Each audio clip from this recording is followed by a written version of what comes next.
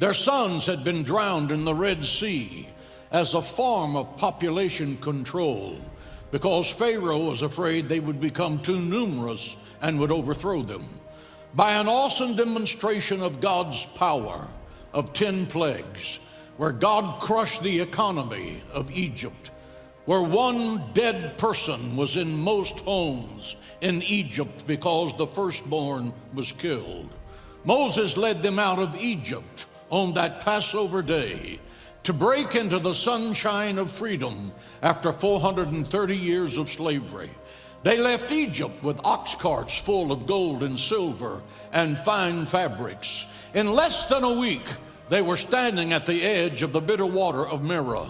They were attacking Moses, saying, "Weren't there enough graves in Egypt? Didn't we tell you that this would happen?" Jesus Christ, the Son of the living God, bled and died on a blood-soaked cross at Calvary to liberate you from the powers and principalities of darkness.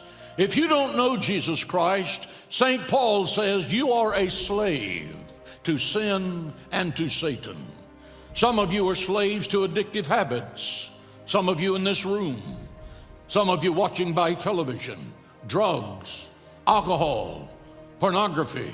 Some of you are slaves to uncontrollable emotions, anger, bitterness, resentment, hatred, rejection, depression, a tormenting mindset. And when Pharaoh drew near, the children of Israel lifted their eyes, and behold, the Egyptians marched after them. So they were very afraid, and the children of Israel cried out to the Lord. Then they said to Moses, "Because there were no graves in Egypt, have you taken us away to die in the wilderness? Why have you so dealt with us to bring us up out of Egypt? Is this not the word that we told you in Egypt, saying, 'Let us alone, that we may serve the Egyptians'? For it would have been better for us to serve the Egyptians than we should die in the wilderness." And Moses said to the people, "Do not be afraid. Stand still and see the salvation of the Lord, which he will accomplish for you today. Listen, for the Egyptians whom you see today, you shall see again no more forever." When God wipes your enemies out, you will never see them again. That, my friend, is solving the problem. Give the Lord praise in the house. How you see the problem is the problem. When Matthew, Tina, and Sandy were 2, 3, 4, 5, right in those ages, Don and I had a Marine Corps drill down where we carried the children to and from the car to the church every time we went to the church or anywhere else. I carried the 3 children. I put Matthew over here, Tina here. Sandy was the baby. I put her in the middle. Donna carried 3 diaper bags. One Sunday night, we came home from church. I had the 3 children. I was out. I went up on the front porch. I had the key. I put it in the lock. And as I looked down, right in front of my feet was a coiled rattlesnake. And I took a real deep breath, and I want to say this. Sometimes when I get excited, I talk loud. And right at that moment, as I'm looking down, I said, "Donna, get over here." And I'm going to tell you, she came flying out of that car like lightning. She said, "Don't you talk to me that way." I said, "There's a rattlesnake at my feet." She said, "That's a likely story." She walked up on the porch and screamed. She said, "There's a snake." I said, "As I was saying, take the children." So I handed her the 3 children. She put them in the car. I said, "Get the bar out of the weightlifting set I've got in there." Obviously, I haven't used that for a long, long time.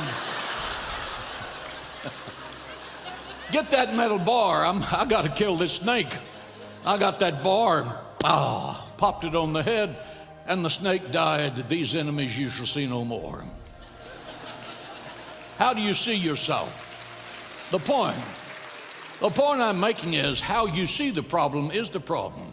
She didn't really appreciate my situation until she saw it. How you see the problem is the problem. And you don't really see what they see until you take time to see it.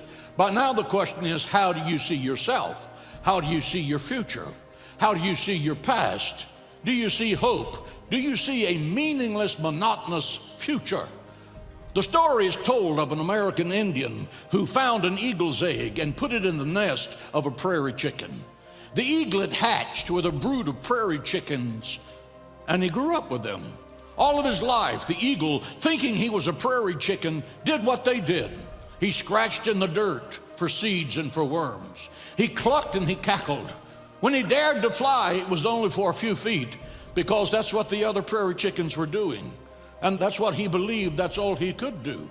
Their limitations became his limitations.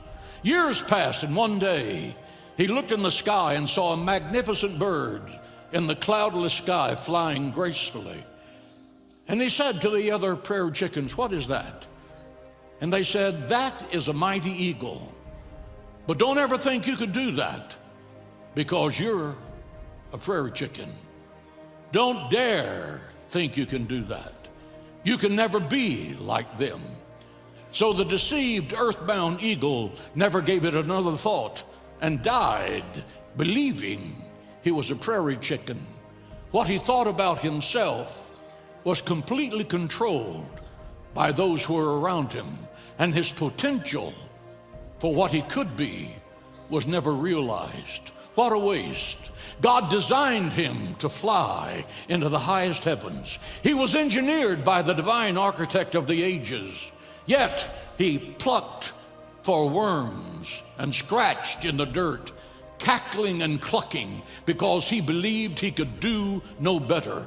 You will do the same thing if you do not see yourself as God sees you. You are God's divine creation. There is within you a divine principle locked up, waiting to explode, looking for the opportunity for you to reach the divine destiny that God has for you.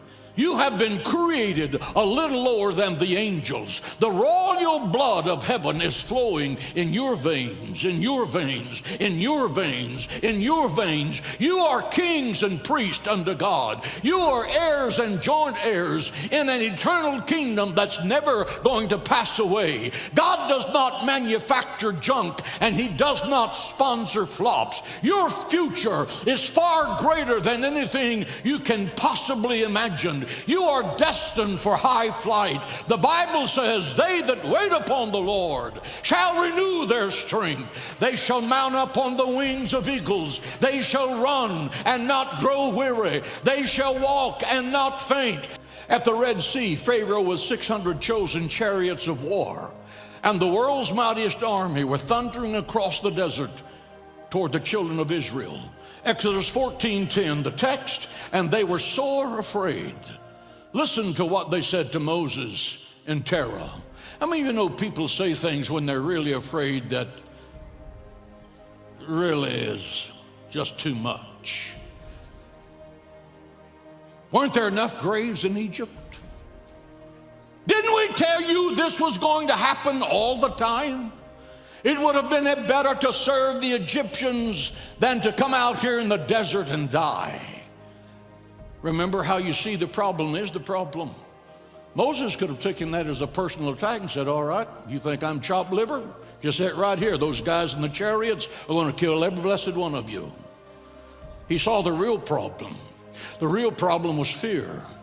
He gave them 3 commands: fear not, stand still, and see the salvation of the Lord. The 2 words that Jesus used most in his ministry were those 2, fear not. Say it with me, fear not. The Bible says, "Fear not death. Yea, though I walk through the valley of the shadow of death, I will fear no evil, for thou art with me. Thy rod and thy staff, they comfort me. Fear not disease. I am the Lord your God that heals all of your diseases. By his stripes you are healed." He sent his word and he healed them. Fear not the past. It is forgiven. It is forgotten. It is buried in the deepest sea, never to be remembered against you anymore. Glory to the living God. Fear not your future. I don't know what tomorrow holds. I know who holds tomorrow.